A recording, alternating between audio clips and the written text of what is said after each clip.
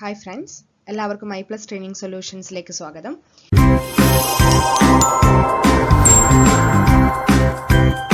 ഈ ഒരു വീഡിയോയിൽ നമ്മൾ ഡിസ്കസ് ചെയ്യാൻ പോകുന്നത് UGC net political science previous ഇയറിൽ ചോദിച്ചിട്ടുള്ള അല്ലെങ്കിൽ റിപ്പീറ്റഡ് ആയിട്ട് ചോദിച്ചുകൊണ്ടിരിക്കുന്ന മോഡലിലുള്ള ഒരു 10 ക്വസ്റ്റ്യൻസ് ആണ്.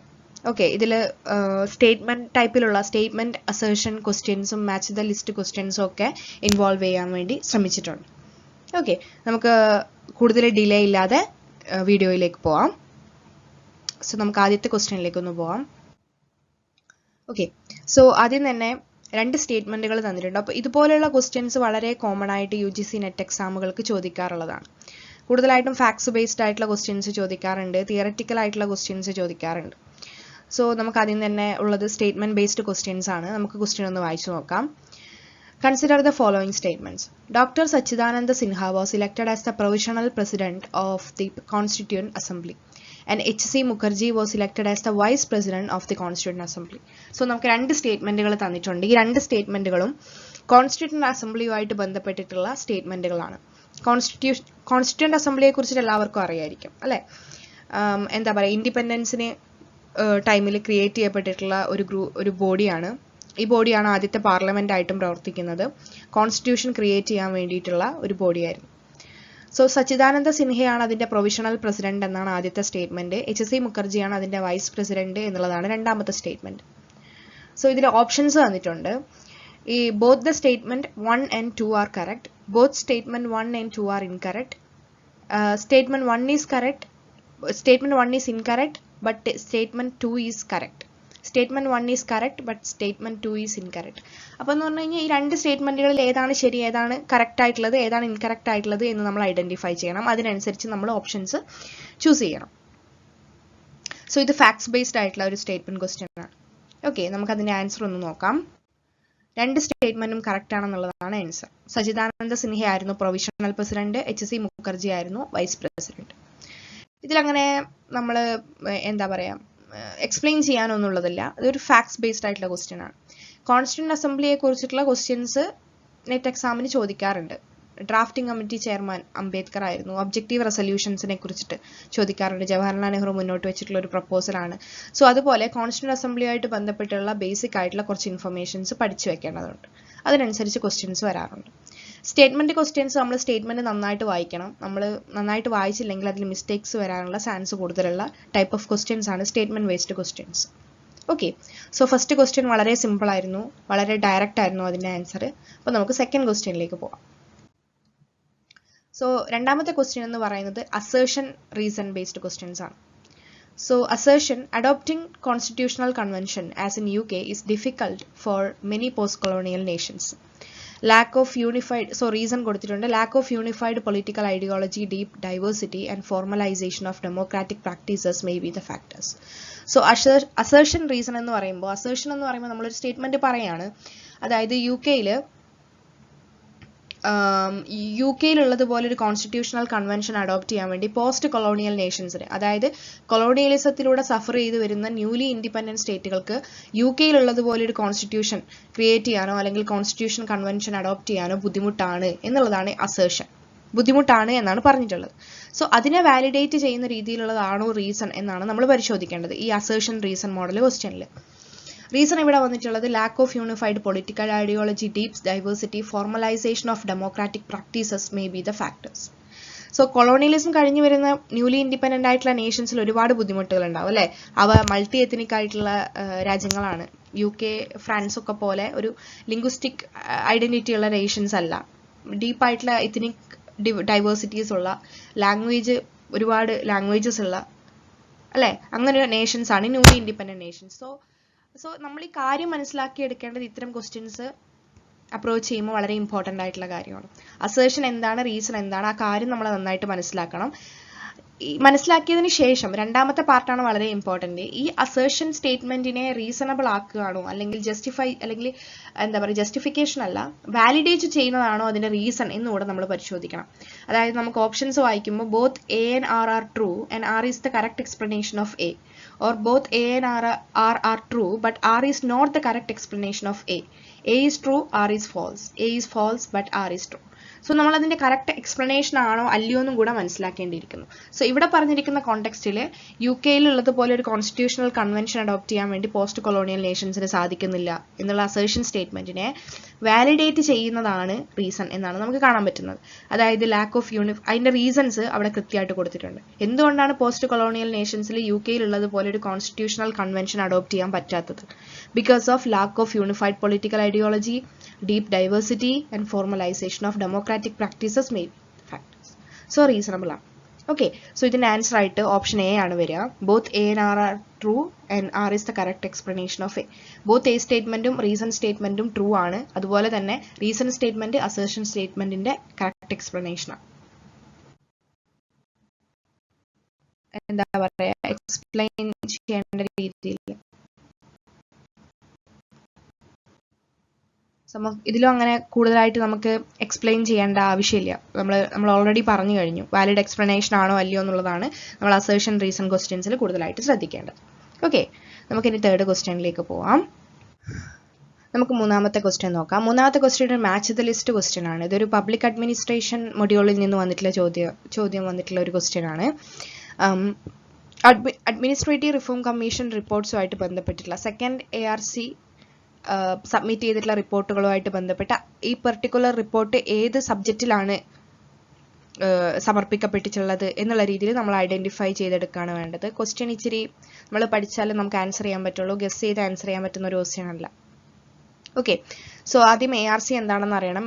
ഫസ്റ്റ് ARC സെക്കൻഡ് ARC അതിൽ ഇമ്പോർട്ടൻറ്റ് റിപ്പോർട്ട്സ്, അതിൻ്റെ എന്താ പറയുക അതിൻ്റെ ഹെഡ് ആയിരുന്നത് ആരായിരുന്നു, അതൊക്കെ നമ്മൾ മനസ്സിലാക്കേണ്ടിയിരിക്കുന്നു. ഓക്കെ, സോ നമുക്ക് ഈ ക്വസ്റ്റ്യൻ ഒന്ന് നോക്കിയിട്ട് അതിൻ്റെ എക്സ്പ്ലനേഷൻ പറയുമ്പോൾ നമുക്ക് കൂടുതൽ ഡീറ്റെയിൽ ആയിട്ട് എന്താണ് ARC അതൊക്കെ നമുക്കൊന്ന് പറയുന്നു. Okay, so first report, fourth report, 9th report, 11th report, ഇത് വളരെ ഇമ്പോർട്ടൻ്റ് ആയിട്ടുള്ള 4 റിപ്പോർട്ടുകൾ. അതിൽ ഫസ്റ്റ് റിപ്പോർട്ട് ഈ റൈറ്റ് ടു ഇൻഫർമേഷൻ എബൌട്ട് തന്നെയാണ്. Fourth report ethics in governance, 9th report social capital, 11th report ഈ ഗവേണൻസ്. സോ ഈ കൊടുത്തിരിക്കുന്ന ഓർഡറിൽ തന്നെയാണ് ഇതിൻ്റെ ആൻസർ ആയിട്ട് വരുന്നത്. ഓക്കെ, നമുക്ക് ഓപ്ഷൻ ഉണ്ട്. First 1A, 2B, 3C, 4D. Yes, അത് തന്നെയാണ് അതിൻ്റെ ആൻസർ ആയിട്ട് വരുന്നത്. നമുക്കതിൻ്റെ എക്സ്പ്ലനേഷൻ നോക്കിയിട്ട് നമുക്കൊന്നും കൂടെ ഡീറ്റെയിൽ ആയിട്ടൊന്ന് എക്സ്പ്ലെയിൻ ചെയ്ത് പറഞ്ഞുതരാം. So ARC administrative reform commission വളരെ ഇമ്പോർട്ടൻ്റ് ആയിട്ടുള്ള ഒരു ടോപ്പിക്കാണ്. It is a commission set up by the government of India to review and recommend changes in public administration system to make it more efficient, transparent, accountable and responsive to the needs of people. So government of India recommend ചെയ്ത് അല്ലെങ്കിൽ set up ചെയ്തിട്ടുള്ള ഒരു കമ്മീഷനാണ് ഈ administrative reform commission അല്ലെങ്കിൽ ARC എന്നറിയപ്പെടുന്നത്. Okay, ഇതെന്തിനാണ് set up ചെയ്തിരിക്കുന്നത്? അതായത് പബ്ലിക് അഡ്മിനിസ്ട്രേഷൻ സിസ്റ്റം, ഇന്ത്യയിലെ പബ്ലിക് അഡ്മിനിസ്ട്രേഷൻ സിസ്റ്റം എങ്ങനെയാണ് പ്രവർത്തിക്കുന്നത്, അതിനെ കൂടുതൽ എങ്ങനെയാണ് എഫിഷ്യൻ്റ് ആക്കാൻ പറ്റുന്നത്, ട്രാൻസ്പെറൻ്റ് ആക്കാൻ പറ്റുന്നത്, റെസ്പോൺസീവ് ആക്കാൻ പറ്റുന്നത്, അക്കൗണ്ടബിൾ ആക്കാൻ പറ്റുന്നത്, അതിൻ്റെ ഫോൾട്ടുകൾ എന്തൊക്കെയാണ്, നമുക്ക് എവിടെയൊക്കെ ഇമ്പ്രൂവ് ചെയ്യാൻ പറ്റും, ഇത്തരത്തിലുള്ള കാര്യങ്ങൾ പഠിക്കാനും അതിന് വേണ്ടിയിട്ടുള്ള റിപ്പോർട്ടുകൾ സമർപ്പിക്കാനും വേണ്ടി ഗവൺമെന്റ് ഓഫ് ഇന്ത്യ സെറ്റപ്പ് ചെയ്തിട്ടുള്ള ഒരു കമ്മീഷനാണ് ഈ ARC എന്ന് പറയുന്നത്. ഓക്കെ, സോ രണ്ട് പ്രധാനപ്പെട്ട ARC ആണ്, first ARC and second ARC. First ARC 1966 തുടങ്ങിയിട്ട് 70 വരെയാണ് അതിൻ്റെ ഒരു പീരീഡ് ഉണ്ടായിരുന്നത്. മൊറാർജി ദേശായിയുടെ നേതൃത്വത്തിലായിരുന്നു ഫസ്റ്റ് RAC. മൊറാർജി ദേശായി വളരെ പ്രോമിനൻ്റ് ആയിട്ടുള്ള ഒരു ലീഡറായിരുന്നു, പൊളിറ്റിക്കൽ ലീഡറായിരുന്നു. ഓക്കെ, ദെൻ 20 റിപ്പോർട്ടുകളാണ് അഡ്മിനിസ്ട്രേഷനുമായിട്ട് ബന്ധപ്പെട്ട് ഫസ്റ്റ് ARC സബ്മിറ്റ് ചെയ്യുന്നത്. സെക്കൻഡ് ARCയിലേക്ക് വരുമ്പോൾ ചെയർമാൻ വീരപ്പ മൊയ്ലിയാണ്. ദെൻ 2005 അത് അപ്പോയിന്റ് ചെയ്യപ്പെടുന്നത്. 2009 വരെ അവരുണ്ടായിരുന്നു. ദെൻ അതിൻ്റെ പ്രധാനപ്പെട്ട objectives to make governance efficient, transparent, ethical and citizen centric. അതായത് ഈ സെക്കൻഡ് ARC ആണ് കൂടുതലായിട്ടും ഈ ഗവേണൻസിനെ എങ്ങനെ efficient, transparent, ethical, citizen centric ഒക്കെ ആയിട്ട് മാറ്റാം എന്നുള്ള രീതിയിൽ റിപ്പോർട്ട് സമർപ്പിക്കുന്നത്. ഇവർ മൊത്തത്തിൽ 15 റിപ്പോർട്ടുകളാണ് സമർപ്പിച്ചിട്ടുള്ളത്. അതിൽ നമ്മൾ നേരത്തെ ടേബിളിൽ കണ്ടിട്ടുള്ള പ്രധാനപ്പെട്ട കാര്യങ്ങളൊക്കെ സെക്കൻഡ് ARC സബ്മിറ്റ് ചെയ്തിട്ടുള്ള റിപ്പോർട്ടുകളാണ്. Okay, RTI right to information first റിപ്പോർട്ടിലാണ് മെൻഷൻ ചെയ്തിരിക്കുന്നത്. ഗവേണൻസ് എത്തിക്സ് ഫോർത്ത് റിപ്പോർട്ടിലാണ്. സോഷ്യൽ ക്യാപിറ്റൽ 9th റിപ്പോർട്ടിലാണ്. Governance 11th report. Okay, so ARC എന്താണ്, അതിൻ്റെ പ്രധാനപ്പെട്ട 2 ARCകളുടെ കമ്മീഷനെ കുറിച്ച് പഠിക്കണം, അവരുടെ ഹെഡിനെ പഠിക്കണം, കാലഘട്ടവും പഠിച്ചു വെക്കണം, പിന്നെ പ്രധാനപ്പെട്ട റിപ്പോർട്ടുകളുടെ വിഷയങ്ങളും ഒന്ന് നോക്കി വെക്കണം കേട്ടോ. അതുമായിട്ടുള്ള ചോദ്യങ്ങൾ വരാറുണ്ട്, കൂടുതൽ ചോദിക്കാറുണ്ട്. ഓക്കെ, സോ നമ്മുടെ 4th ക്വസ്റ്റ്യൻ നമ്മൾ കംപ്ലീറ്റ് ചെയ്തു. നമ്മൾ 5th സോറി, മൂന്നാമത്തെ ക്വസ്റ്റ്യൻ ആണ് നമ്മൾ കംപ്ലീറ്റ് ചെയ്തത്. അപ്പോൾ നമ്മൾ നാലാമത്തെ ക്വസ്റ്റ്യൻ ആണ് ഇനി ഡിസ്കസ് ചെയ്യാൻ പോകുന്നത്. ഇതും മാച്ച് ദ ലിസ്റ്റ് ക്വസ്റ്റ്യൻ ആണ്. സോ പബ്ലിക് അഡ്മിനിസ്ട്രേഷൻ ഏരിയയിൽ നിന്ന് തന്നെയാണ് നമ്മൾ ചോദിക്കുന്നത്. ഇത് ലിസ്റ്റ് 1 ഒരു കുറച്ച് സ്റ്റേറ്റുകളുടെ പേരുകൾ തന്നിട്ടുണ്ട്. രണ്ടാമത്തെ ലിസ്റ്റിൽ കുറച്ച് കാര്യങ്ങൾ, panchayat Raj, Lokayukta, paperless budget, ombudsman for local self government, അങ്ങനെ കുറച്ച് കാര്യങ്ങൾ തന്നിട്ടുണ്ട്. സോ അപ്പോൾ ഏത് സ്റ്റേറ്റ് ആണ് ഇതൊക്കെ ഇൻട്രൊഡ്യൂസ് ചെയ്തിട്ടുള്ളത് എന്നുള്ള രീതിയിൽ നമ്മൾ ഐഡന്റിഫൈ ചെയ്യാണ് വേണ്ടത്. ഓക്കെ, സോ നമുക്ക് ഓരോന്നായിട്ട് വായിച്ചു നോക്കാം. പഞ്ചായത്ത് രാജ് ആദ്യമായിട്ട് ഇൻട്രൊഡ്യൂസ് ചെയ്യുന്നത് രാജസ്ഥാനിലാണ്. ലോകായുക്ത മഹാരാഷ്ട്രയിലാണ്. പേപ്പർലെസ് ബഡ്ജറ്റ് ഉത്തർപ്രദേശിലാണ്. ഓംബുഡ്സ്മാൻ ഫോർ ലോക്കൽ സെൽഫ് അത് കേരളത്തിൽ. ഓക്കെ, ഇങ്ങനെയാണ് അതിൻ്റെ ആൻസർ ആയിട്ട് വരുന്നത്. So 1D, then 2A, 3B, 4C ആയിട്ടുള്ള ഓപ്ഷനാണ്. 1D വരുന്ന ഒരു ഓപ്ഷൻ മാത്രമേ ഉള്ളൂ, ഓപ്ഷൻ നമ്പർ C ആണ്. സോ അതിൻ്റെ ആൻസർ ഓപ്ഷൻ C ആയിരിക്കും. നമുക്ക് അതിൻ്റെ എക്സ്പ്ലനേഷൻ പറയുമ്പോൾ കുറച്ചും കൂടെ ഡീറ്റെയിൽ ആയിട്ട് എപ്പോഴാണ് ഇൻട്രൊഡ്യൂസ് ചെയ്തിട്ടുള്ളത് എന്നുള്ള രീതിയിൽ നമുക്ക് എക്സ്പ്ലെയിൻ ചെയ്ത് പറയാം. ഓക്കെ, അപ്പോൾ അതിൻ്റെ ആൻസർ ഓപ്ഷൻ നമ്പർ C ആണ്. 1D, 2A, 3B, 4C.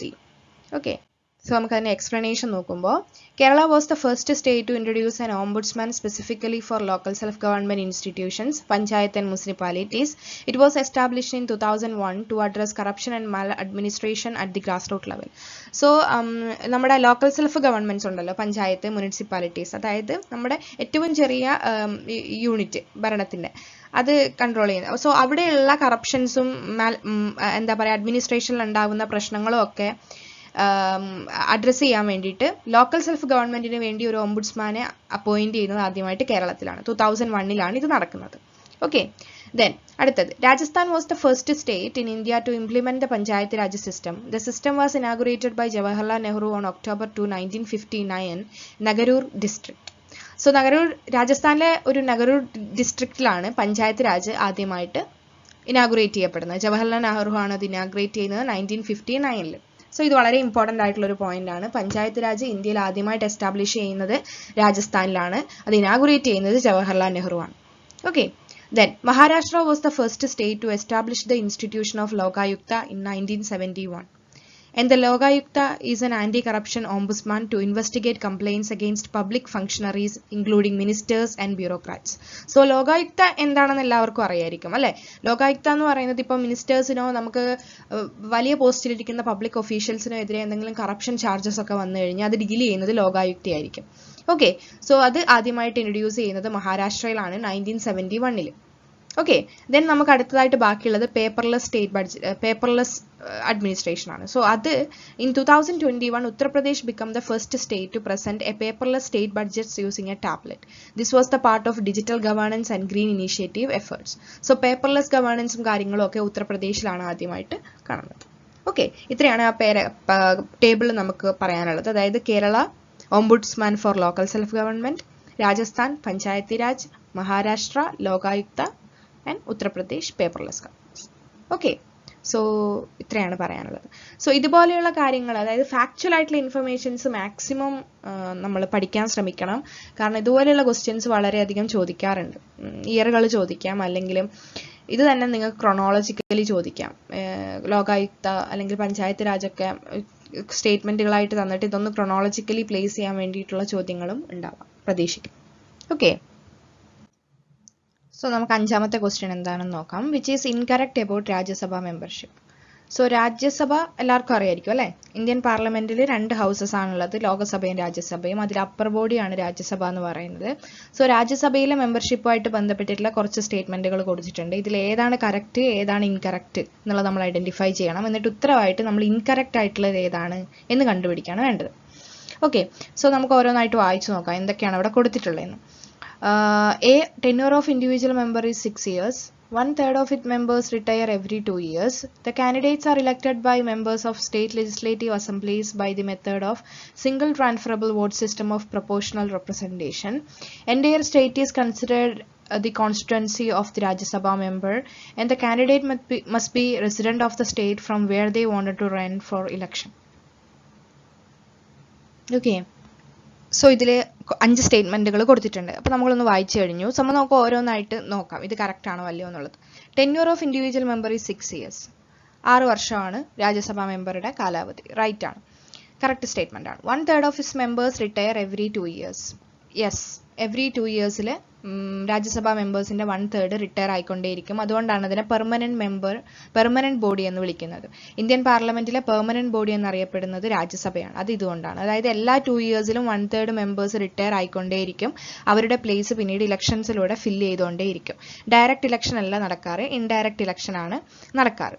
Okay, the candidates are elected by the members of state legislative assemblies by the method of single transferable vote system of proportional representation. Right ആണ്. ഞാൻ already പറഞ്ഞു കഴിഞ്ഞു, രാജ്യസഭയിലേക്ക് direct election, അതായത് ജനങ്ങൾ നേരിട്ടല്ല select ചെയ്യുന്നത്. എന്താ പറയുക, സ്റ്റേറ്റ് ലെജിസ്ലേറ്റീവ് അസംബ്ലി മെമ്പേഴ്സും യൂണിയൻ ടെറിട്ടറിയിലെ ഒക്കെ മെമ്പേഴ്സ് ചേർന്നിട്ടാണ് രാജ്യസഭാ മെമ്പേഴ്സിനെ സെലക്ട് ചെയ്യുന്നത്. അവർ ഉപയോഗിക്കുന്ന വോട്ടിംഗ് മെത്തേഡ് എന്ന് പറയുന്നത് single transferable vote system of proportional representation മെത്തേഡാണ്. സോ ആദ്യത്തെ 3 സ്റ്റേറ്റ്മെന്റുകളും കറക്റ്റ് ആണെന്ന് നമുക്ക് മനസ്സിലായി. 6 വർഷം എവറി 1/3 മെമ്പേഴ്സ് 2 yearsൽ റിട്ടയർ ആവും. പിന്നീട് സ്റ്റേറ്റ് ലെജിസ്ലേറ്റീവ് അസംബ്ലി മെമ്പേഴ്സ് ആണ് രാജ്യസഭാ മെമ്പേഴ്സിനെ ഇലക്ട് ചെയ്യുന്നത് എന്നുള്ളത്. Then D, entire state is considered as the constituency of Rajya Sabha member. നമുക്ക് അങ്ങനെ പറയാം, കോൺസ്റ്റിറ്റ്യുവൻസി ആയിട്ട് പരിഗണിക്കപ്പെടുന്നു. അതുപോലെ തന്നെ എല്ലാ സ്റ്റേറ്റിനും ഈക്വൽ മെമ്പേഴ്സ് അല്ല സെലക്ട് ചെയ്യപ്പെടുന്നത്. അവരുടെ പോപ്പുലേഷൻ അനുസരിച്ചിട്ടാണ് രാജ്യസഭയിലെ സീറ്റുകൾ ഡിവൈഡ് ചെയ്തിരിക്കുന്നത്. ചില സ്റ്റേറ്റുകൾക്ക് കൂടുതൽ സീറ്റുകളുണ്ട്, ചില സ്റ്റേറ്റുകൾക്ക് കുറവ് സീറ്റുകളാണുള്ളത്. ഓക്കെ, പക്ഷെ ഈ സ്റ്റേറ്റ് കോൺസ്റ്റിറ്റ്യുവൻസി ആയിട്ടാണ്, അതായത് ഓരോ സ്റ്റേറ്റിന്റെയും റെപ്രസെന്റേറ്റീവ് ആയിട്ട് തന്നെയാണ് ഒരു രാജ്യസഭാ മെമ്പർ രാജ്യസഭയിൽ ഇരിക്കുന്നത്. ഓക്കെ, പക്ഷെ ഡിഫറെന്റ് സ്റ്റേറ്റുകൾക്ക് ഡിഫറെന്റ് നമ്പേഴ്സ് ഓഫ് മെമ്പേഴ്സ് ഉണ്ടാവും അക്കോർഡിംഗ് ടു ദെയർ പോപ്പുലേഷൻ. അത്ര. ദെൻ ഈ സ്റ്റേറ്റ്മെന്റ്, അതായത് 5ാമത്തെ statement, the candidate must be resident of the state from where they wanted to run for election. ഇത് മാൻഡേറ്ററി അല്ല. 2003 തൊട്ട് ഈ ഒരു കാര്യം മാൻഡേറ്ററി അല്ല. അതായത് ഇപ്പം കേരളത്തിലെ റെപ്രസെന്റേറ്റീവ് ആയിട്ടാണ് ഒരാൾ രാജ്യസഭയിലേക്ക് മത്സരിക്കുന്നതെങ്കിൽ അയാൾ കേരളത്തിലെ തന്നെ റെസിഡന്റ് ആയിരിക്കണം എന്ന് നിർബന്ധമില്ല. ഓക്കെ, സോ ഈ സ്റ്റേറ്റ്മെന്റ് ഇൻകറക്റ്റ് ആണ്. So A, B, C, D സ്റ്റേറ്റ്മെന്റുകൾ കറക്റ്റ് സ്റ്റേറ്റ്മെന്റുകളാണ്. ഈ സ്റ്റേറ്റ്മെന്റ് ഇൻകറക്റ്റ് സ്റ്റേറ്റ്മെന്റ് ആണ്. ഒരു സ്റ്റേറ്റ്മെന്റ് മാത്രമാണ് രാജ്യസഭാ മെമ്പർഷിപ്പുമായിട്ട് ബന്ധപ്പെട്ടതിൽ ഇൻകറക്റ്റ് ആയിട്ട് ഉള്ളത്. ഓക്കെ, സോ നമുക്ക് അതിന്റെ ആൻസർ എന്താണെന്ന് നമുക്കൊന്ന് നോക്കാം. ടു റൺ ഫോർ ഇലക്ഷൻ എന്നുള്ളതാണ്. സോ നമുക്ക് അടുത്ത എക്സ്പ്ലനേഷൻ ഒന്ന് നോക്കാം. Okay, so as per the Representation of People Amendment Act 2003, a person does not need to be a resident of the state from which they are contesting for Rajya Sabha. So resident ആയിരിക്കണം നിർബന്ധമില്ല. 2003 representation of people act പ്രകാരമാണ് ഈ ഒരു change കൊണ്ടുവന്നിട്ടുള്ളത്. Okay, ഇത്രയാണ് രാജ്യസഭാ മെമ്പർഷിപ്പിനെ കുറിച്ചിട്ട് പറയാനുള്ളത്. അല്ല, കാര്യങ്ങൾ ശ്രദ്ധിക്കുക. അതായത് നമുക്ക് ഒരുപാട് പോയിന്റ്സ് ഓൾറെഡി കിട്ടി. അതായത് രാജ്യസഭയിൽ 6 years കാലാവധി, പെർമനന്റ് ബോഡി എന്ന് വിളിക്കുന്നത് എന്തുകൊണ്ടാണ്, എവറി 2 yearsൽ 1/3 ഓഫ് രാജ്യസഭാ മെമ്പേഴ്സ് റിട്ടയർ ആയിക്കൊണ്ടേയിരിക്കും. അതുകൊണ്ടാണ് അതിനെ പെർമനന്റ് ബോഡി ഓഫ് എന്ന് പറയുന്നത്. ഓക്കെ, ഇന്ത്യൻ പാർലമെന്റ് എന്ന് പറയുന്നത്. ഇന്ത്യൻ പാർലമെന്റിൽ 2 ബോഡിയാണുള്ളത്, ലോക്സഭയും രാജ്യസഭയും. ഇതിൽ ഡയറക്റ്റ് ഇലക്ഷൻ നടക്കുന്നത് ലോക്സഭയിലേക്കാണ്. ജനങ്ങൾ നേരിട്ടാണ് സെലക്ട് ചെയ്യുന്നത് മെമ്പേഴ്സിനെ. പക്ഷെ രാജ്യസഭയിലേക്ക് നടക്കുന്നത് ഇൻഡയറക്റ്റ് ഇലക്ഷൻ ആണ്. അത് ലെജിസ്ലേറ്റീവ് അസംബ്ലി മെമ്പേഴ്സും യൂണിയൻ ടെറിട്ടറി ലെജിസ്ലേറ്റീവ് മെമ്പേഴ്സും ഒക്കെയാണ് സെലക്ട് ചെയ്യുന്നത്. ഓക്കെ, 6th ക്വസ്റ്റ്യനിലേക്ക് എത്തിയിരിക്കുകയാണ്. 6th ക്വസ്റ്റ്യൻ എന്ന് പറയുമ്പോൾ which famous case help establish due process doctrine of judicial review in India. വളരെ ഇമ്പോർട്ടൻ്റ് ആണ്. അതായത് ഇന്ത്യയിൽ എന്താ പറയുക, due process doctrine of judicial review establish ചെയ്തിട്ടുള്ള കേസ് ഏതൊക്കെയാണ്? ഓപ്ഷൻസ് തന്നിട്ടുണ്ട്. A, Maneka Gandhi versus union of India 1978, Minerva വിൽ cases 1980, Olga Tellis versus Bombay municipal corporation 1985, N Balaji versus state of Mysore 1962. ഇതിലേത് കേസാണെന്നുള്ളതാണ്. മേനക ഗാന്ധിയുടെ കേസിലാണ് ഡ്യൂ പ്രോസസ്സ് ഇന്ത്യൻ കോൺസ്റ്റിറ്റ്യൂഷനിലേക്ക് ആഡ് ചെയ്യുന്നത്. നമുക്കിതിന്റെ എക്സ്പ്ലനേഷൻ പറയുമ്പോൾ കുറച്ചും കൂടെ ഡീറ്റെയിൽ ആയിട്ട് എന്താണ് ഡ്യൂ പ്രോസസ്സ് എന്നുള്ള കാര്യമൊക്കെ നമുക്കൊന്ന് ഡിസ്കസ് ചെയ്യാം. Okay, so answer Menaka Gandhi versus union of India ആണ്. 1978 ഈ ഒരു കേസ് നടക്കുന്നത്. Okay, so Maneka Gandhi case is a landmark judgment in Indian constitutional law that helped establish the due process doctrine in the context of Article 21 of the Indian Constitution, which guarantees the right to life and personal liberty. അതായത് ഇപ്പോൾ നമ്മുടെ simple ആയിട്ട് പറഞ്ഞു കഴിഞ്ഞാൽ due process ഇത്രയേ ഉള്ളൂ.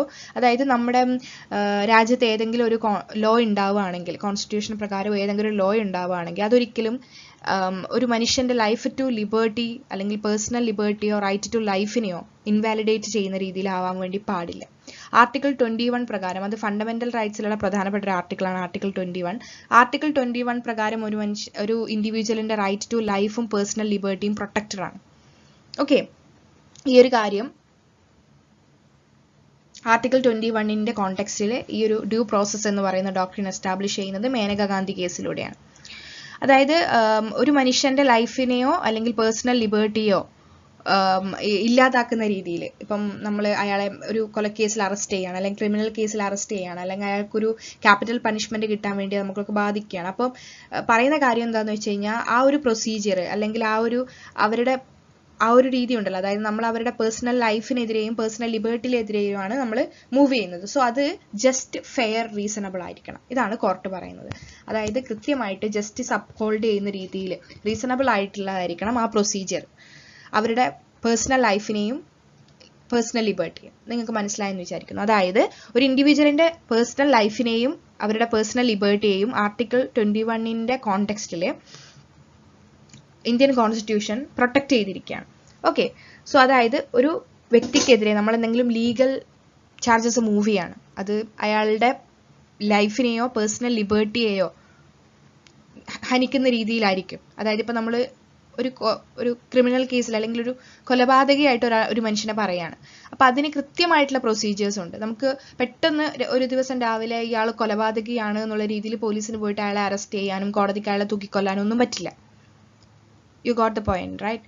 അതായത് അതിന് കൃത്യമായിട്ടുള്ള പ്രൊസീജിയേഴ്സ് ഉണ്ട്, അതിന് എവിഡൻസസ് ആവശ്യമാണ്, വാദമുണ്ട്. അതായത് കുറ്റവാളിക്ക് സ്വയം എന്താ പറയുക, കുറ്റവാളിക്ക് പറയാനുള്ള കാര്യങ്ങൾ, കുറ്റവാളി എന്ന് പോലും നമുക്ക് പറയാൻ പറ്റത്തില്ല, കുറ്റാരോപിതന് തൻ്റെ ഭാഗം പറയാനുള്ള ക്ലിയർ ആയിട്ടുള്ള ഒരു പൊസിഷൻ കൊടുക്കണം. അയാൾക്ക് വക്കീലിനോട് സംസാരിക്കാൻ പറ്റുവാണെങ്കിൽ അതിന് പറ്റണം, അതിന് കോടതിയിൽ അയാളെ ഹാജരാക്കണം, കൃത്യമായിട്ട് എവിഡൻസ് വേണം. ഇങ്ങനെയുള്ള കുറേ പ്രൊസീജിയേഴ്സ് കൃത്യമായിട്ട് ഫോളോ ചെയ്തേ പറ്റുള്ളൂ. അത്ര മാത്രമേ ഉദ്ദേശിക്കുന്നുള്ളൂ. അതായത് Menaka Gandhi case, the Supreme Court ruled that the procedure must be just fair and reasonable. Already ഉണ്ടായിരുന്നു, അതായത് AK ഗോപാലൻ കേസിലൊക്കെ നമ്മൾ കണ്ടതുപോലെ ഒരു പ്രൊസീജിയർ ഉണ്ടാവണം എന്ന് ആദ്യമേ ഉണ്ട്. അതായത് കൃത്യമായിട്ടുള്ള ഒരു പ്രൊസീജിയറിലൂടെ മാത്രമാണ് ഒരു മനുഷ്യന്റെ പേഴ്സണൽ ലൈഫിന്റെ റൈറ്റ് ടു ലൈഫും റൈറ്റ് ടു പേഴ്സണൽ ലിബർട്ടിയും നമുക്ക് ഹനിക്കാൻ പറ്റുള്ളൂ എന്ന് ആദ്യമേ ഉണ്ട്. പക്ഷെ മേനക ഗാന്ധി കേസിലൂടെ അതിനെ ഡ്യൂ പ്രോസസ് എന്ന് പറയുന്ന രീതിയിലേക്ക് മാറ്റി. അതായത് ഈ പ്രൊസീജിയർ എന്തും കൂടെ ആയിരിക്കണം, വെറുതെ ഒരു പ്രൊസീജിയർ ഉണ്ടായിട്ട് കാര്യമില്ല. എവിഡൻസ് കൊണ്ടുവരിക, കുറ്റാരോപിതന് സ്വന്തം ഭാഗം പറയാനുള്ള ഒരു സ്പേസ് കൊടുക്കുക, ഇതൊക്കെ ഉണ്ടെങ്കിലും അത് എന്തായിരിക്കണം, ജസ്റ്റ് ഫെയർ ആൻഡ് റീസണബിൾ ആയിരിക്കണം, ശരിയായ രീതിയിൽ നടക്കുന്നതായിരിക്കണം. ഇപ്പോൾ പ്രൊസീജിയർ നടത്തുന്നത് ശരിയായ രീതിയിലാവണം നിർബന്ധമില്ലല്ലോ, പക്ഷെ അങ്ങനെ ഒന്ന് നിർബന്ധമാക്കി മേനക ഗാന്ധി കേസിലൂടെ. ഓക്കെ, അത്രയാണ് ഉള്ളത്. സോ ഈ due process of law Indian കോൺസ്റ്റിറ്റ്യൂഷനിലേക്ക് വരുന്നത് ഇൻസ്പയർഡ് ആവുന്ന US കോൺസ്റ്റിറ്റ്യൂഷനിൽ നിന്നുമാണ്. ഓക്കെ, സിമ്പിൾ കൺസെപ്റ്റ് ആണ്, നമ്മൾ അങ്ങനെ ഡീറ്റെയിൽ ആയിട്ട് അത് പോകുന്ന ആവശ്യമില്ല, നമ്മൾ സിമ്പിൾ ആയിട്ടൊന്ന് മനസ്സിലാക്കിയാൽ മതി. 8th ക്വസ്റ്റ്യനും കംപ്ലീറ്റ് ചെയ്തു. So we are moving on to 7th question. Okay, 7th ക്വസ്റ്റ്യനിൽ എന്താ പറയുന്നത്, അത് നമുക്ക് കേസുമായിട്ട് ബന്ധപ്പെട്ടുള്ള ക്വസ്റ്റ്യൻസ് ആണ്. ഈ ഒരു സീരീസിൽ ഞാൻ കുറച്ചും കൂടെ, ഈ ഒരു വീഡിയോസിൽ 10 ക്വസ്റ്റ്യൻസിൽ ഞാൻ കുറച്ചും കൂടെ ഇൻവോൾവ് ചെയ്തിട്ടുള്ളത് കോൺസ്റ്റിറ്റ്യൂഷൻ പരമായിട്ടും കേസ് പരമായിട്ടും കുറച്ച് ഫാക്ച്വൽ ആയിട്ടുള്ള ക്വസ്റ്റ്യൻസ് ആണ്. കാരണം ഇതുപോലുള്ള ക്വസ്റ്റ്യൻസ് ഒരുപാട് ചോദിക്കാറുണ്ട്. ഓക്കെ, സോ ഇത് കൊളീജിയൽ സിസ്റ്റവുമായിട്ട് ബന്ധപ്പെട്ടിട്ടുള്ള ഒരു ക്വസ്റ്റ്യൻ ആണ്. കോൺസ്റ്റിറ്റ്യൂഷൻ, ജഡ്ജസ് അപ്പോയിന്റ്മെന്റുമായിട്ട് ബന്ധപ്പെട്ടിട്ടുള്ള which of these is not one of the 3 judges cases which established the collegium system of appointments and transfers in higher judiciary in India? So എല്ലാവർക്കും collegium system എന്താണെന്ന് അറിയായിരിക്കും അല്ലേ? നമ്മുടെ കോടതികളിൽ ജഡ്ജസ് അപ്പോയിന്റ് ചെയ്യപ്പെടുന്നത് collegium സിസ്റ്റത്തിലൂടെയാണ്. So അത് establish ചെയ്തിട്ടുള്ള 3 പ്രധാനപ്പെട്ട 3 ജഡ്ജ് കേസസ് ഉണ്ട്. ഓക്കെ, അപ്പോൾ താഴെ പറഞ്ഞിരിക്കുന്ന 4 എണ്ണത്തിൽ 3 എണ്ണം ഈ 3 ജഡ്ജ് കേസസുമായിട്ട് ബന്ധപ്പെട്ട കേസുകളാണ്. അതിലൊന്ന് മാത്രം എക്സെപ്ഷൻ ആണ്. അത് ഏതാണ് എന്ന് നമ്മൾ ഫൈൻഡ് ഔട്ട് ചെയ്യാണ് വേണ്ടത്.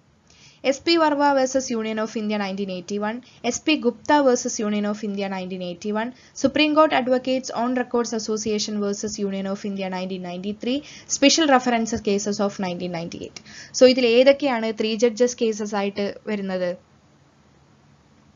SP Gupta versus Union of India, Supreme Court Advocates on Record Association versus Union of India, Special Reference Case of 1998. ഈ മൂന്നുമാണ് 3 judges കേസസുമായിട്ട് ബന്ധപ്പെട്ട് കിടക്കുന്നത്. SP Verma versus Union of India 1981 ഇതിലില്ലാത്ത കേസാണ്.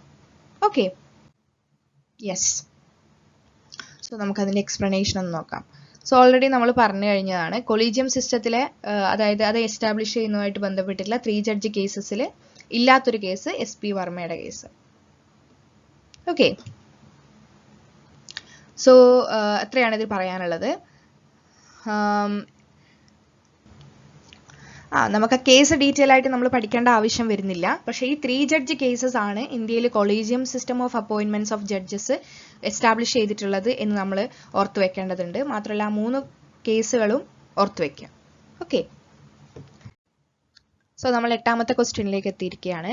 Arrange the following ashrams or institutions founded by Gandhi in chronological order. ഇതാണ് നമ്മുടെ ചോദ്യം. അതായത് Gandhi found ചെയ്തിട്ടുള്ള കുറച്ച് ആശ്രമങ്ങളുടെ പേര് തന്നിട്ടുണ്ട്. സൗത്ത് ആഫ്രിക്കയിലും ഇന്ത്യയിലും ആയിട്ട് ഫൗണ്ട് ചെയ്തിട്ടുള്ള ആശ്രംസ് ആണ്. സോ അതിനെ നമ്മളൊരു ക്രോണോളജിക്കലി പ്ലേസ് ചെയ്യണം.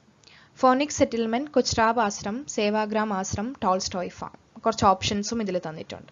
ഓക്കെ, നമുക്കിതിൻ്റെ ആൻസർ എന്താണെന്ന് നോക്കാം. ഇതിൽ ഫോണിക്സും ടോൾസ്റ്റോയും എനിക്ക് തോന്നുന്നു അത് സൗത്ത് ആഫ്രിക്കയിലാണ് ഫൗണ്ട് ചെയ്തിട്ടുള്ളത്. കൊച്ച്രാബും സേവാഗ്രാമും ഇന്ത്യയിൽ ഫൗണ്ട് ചെയ്തിട്ടുള്ള ആശ്രംസ് ആണ്. ഓക്കെ, സോ ADBC അതാണ് ഓപ്ഷൻസ് ആയിട്ട് വരുന്നത്. ആദ്യം Phoenix settlement, then Tolstoy farm, then Kochrab ashram, then Sevagram ashram. പറഞ്ഞതുപോലെ തന്നെ ഫോണിക്സ് സെറ്റിൽമെന്റും ടോൾസ്റ്റോയ് ഫാമും സൗത്ത് ആഫ്രിക്കയിലാണ് ഫൗണ്ട് ചെയ്തിട്ടുള്ളത്. ഓക്കെ, സോ നമുക്കതിൻ്റെ എക്സ്പ്ലനേഷൻ ഒന്ന് നോക്കാം. Phoenix settlement 1904 South Africa. Gandhiji's first community experiment focused on self sufficiency, communal living, non violence and publishing Indian opinion. Indian opinion ഒരു ന്യൂസ് പേപ്പറാണ് ഗാന്ധിജി സൗത്ത് ആഫ്രിക്കയിൽ വെച്ചിട്ട് പബ്ലിഷ് ചെയ്തിട്ടുള്ളത്. 1903 പബ്ലിഷ് ചെയ്ത് തുടങ്ങിയിട്ടുള്ള ഒരു ന്യൂസ് പേപ്പറാണ് Indian opinion. And supported satyagrahis and their family. So south ആഫ്രിക്കയിൽ വെച്ചിട്ട് ഗാന്ധി ഫസ്റ്റ് ക്രിയേറ്റ് ചെയ്യുന്ന ഒരു ഗ്രൂപ്പ് അല്ലെങ്കിൽ ഒരു ആശ്രമമാണ് Phoenix settlement. Okay, then Tolstoy farm 1910 South ആഫ്രിക്കയിൽ തന്നെ ഗാന്ധി എസ്റ്റാബ്ലിഷ് ചെയ്യുന്നതാണ്. Gandhi's first ashram. It served as the hub of satyagraha movement combining manual labour, education and vocational training for self reliant living. Okay, then Kostrab Ashram 1915 India. In Gandhiji's first Indian ashram in Ahmedabad focused on farming, cow breeding and social reform, later relocated to Sabarmati River in 1917. Okay, Kochrab ashram ഗാന്ധിജിയുടെ first ഇന്ത്യയിൽ Gandhiji establish ചെയ്തിട്ടുള്ള ആദ്യത്തെ ആശ്രമമാണ് കൊച്ച്രാബ് ആശ്രം. 1915 അദ്ദേഹം അത് establish ചെയ്യുന്നത്. Okay, ഇതിലൊന്നും further എക്സ്പ്ലനേഷൻ്റെ കാര്യമില്ലേ, already കൃത്യമായിട്ട് കൊടുത്തിട്ടുണ്ട്. ഫാക്ച്വൽ ഇൻഫർമേഷൻസ് ആണ്. സേവാഗ്രാം ആശ്രം 1936 ഇന്ത്യയിൽ തന്നെ സെറ്റപ്പ് ചെയ്തിട്ടുള്ളതാണ്, near Wardha, Maharashtra. It became Gandhi's residence and the central base for leading India's freedom struggle. So ഈ 4 ആശ്രമസും വളരെ ഇമ്പോർട്ടൻ്റ് ആണ്. 2 എണ്ണം സൗത്ത് ആഫ്രിക്കയിലുള്ള സമയത്ത് ഗാന്ധി സെറ്റപ്പ് ചെയ്തിട്ടുള്ളതാണ്. പിന്നീട് ഇന്ത്യയിലേക്ക് വന്നപ്പം കൊച്ച്രാബ് ആശ്രമവും സേവാഗ്രാം ആശ്രമവും. ഇതിൽ സേവാഗ്രാം ആശ്രം പിന്നീട് ഗാന്ധിജിയുടെ റെസിഡൻസ് ആയിട്ട് മാറുകയാണ് ഉണ്ടായിട്ടുള്ളത്. ഓക്കെ, ഫാക്ച്വൽ ആയിട്ടുള്ള ഇൻഫർമേഷൻസ് ആണ്, ഓർത്ത് വെക്കുക. സോ നമ്മൾ 8 ക്വസ്റ്റ്യൻസ് ഓൾറെഡി കവർ ചെയ്ത് കഴിഞ്ഞു. ഇനി നമ്മൾ 9th ക്വസ്റ്റ്യനിലേക്കാണ് പോകുന്നത്. സോ 9th ക്വസ്റ്റ്യൻ വളരെ ഡയറക്റ്റ് ആയിട്ടുള്ള ഒരു ക്വസ്റ്റ്യൻ ആണ്. Who set taxation equals forced labour? So താഴെ പറയുന്ന തിങ്കേഴ്സിൽ ആരാണ് ടാക്സേഷൻ ഫോഴ്സ്ഡ് ലേബർ ആണ് എന്ന സ്റ്റേറ്റ്മെന്റ് പറഞ്ഞിട്ടുള്ളത്? Friedrich Hayek, Robert Nozick, Milton Friedman, John lock.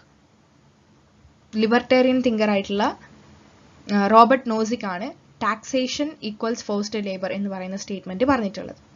So okay, അദ്ദേഹം പറയുന്നതെന്ന് പറഞ്ഞു കഴിഞ്ഞാൽ ഒരിക്കലും ഗവൺമെന്റ് അല്ലെങ്കിൽ സ്റ്റേറ്റ് ഇൻഡിപെൻഡന്റ് ആയിട്ടുള്ള ഇൻഡിവിജ്വൽസിന്റെ കയ്യിൽ നിന്നും ടാക്സേഷൻ മേടിക്കാൻ പാടില്ല. അത് ഒരു തരത്തിലുള്ള ഒരു ഫോഴ്സ്ഡ് ലേബർ ആണ് എന്നാണ് അദ്ദേഹത്തിന്റെ അഭിപ്രായത്തിൽ പറഞ്ഞിട്ടുള്ളത്. അദ്ദേഹം ഒരു ലിബർട്ടേറിയൻ തിങ്കർ ആണ്. ഓക്കെ, റോബർട്ട് നോസിക് ആണ് പറഞ്ഞിട്ടുള്ളത്. Okay, Robert Nozick is a prominent libertarian philosopher who argues that taxation is essentially equivalent to forcing someone to work for the benefit of the government or others, as it takes away a portion of their hard-earned income without their consent. ഇത് കൂടുതലായിട്ടും നമ്മൾ പറയത്തില്ലേ, capitalistic മൈൻഡോടെ ചിന്തിക്കുന്ന ഒരു രീതിയാണ്. അതായത് libertarian thinker ആണ് basically. അദ്ദേഹം പറയുന്നതെന്ന് പറഞ്ഞു കഴിഞ്ഞാൽ ഈ വെൽത്ത് ക്രിയേഷൻ എന്ന് പറയുന്നത് ഒരു തരത്തിലുള്ള ലേബറാണ്. അത് നമ്മൾ കഷ്ടപ്പെട്ട് ചെയ്യുന്നതാണ്. അപ്പോൾ ടാക്സ് എന്ന് പറയുമ്പോൾ നമ്മുടെ വെൽത്തിന്റെ ഒരു ഭാഗമല്ലേ കൊടുക്കുന്നത്. അപ്പോൾ എത്രത്തോളം നമുക്ക് വെൽത്ത് ഉണ്ടോ അത്രത്തോളം നമ്മുടെ ടാക്സും കൂടും. സോ റോബർട്ട് നോസിക്ക് പറയുന്നത് ഇങ്ങനെ ടാക്സ് ഗവൺമെന്റ് ടാക്സ് നിർബന്ധമായിട്ട് ഒരാളുടെ നിന്ന് മേടിക്കുമ്പോൾ ശരിക്കും പറഞ്ഞു കഴിഞ്ഞാൽ അയാൾ കഷ്ടപ്പെട്ടിട്ടുണ്ടാക്കിയ അയാളുടെ വെൽത്താണ് വാങ്ങിക്കുന്നത്. അത് എന്തിനാണ് വാങ്ങിക്കുന്നത്? കോമൺ ഗുഡിന് വേണ്ടി. അതായത് അയാൾ കഷ്ടപ്പെട്ടുണ്ടാക്കിയ പൈസ മറ്റുള്ളവർക്ക് വേണ്ടിയാണ് ടാക്സേഷനിലൂടെ കൊടുക്കേണ്ടി വരുന്നത്. സോ അത് ഒരു ഇൻഡിവിജ്വലിനെ സംബന്ധിച്ച് നോക്കുമ്പോൾ എന്താ പറയുക, തെറ്റാണ് എന്നാണ് റോബർട്ട് നോസിക്കിന്റെ അഭിപ്രായം. അതുകൊണ്ട് തന്നെ ഗവൺമെന്റ് എന്ത് ചെയ്യാൻ പാടില്ല, ഇൻഡിവിജ്വൽസിന്റെ അടുത്തൊന്നും ടാക്സ് വാങ്ങിക്കാൻ വേണ്ടി പാടില്ല.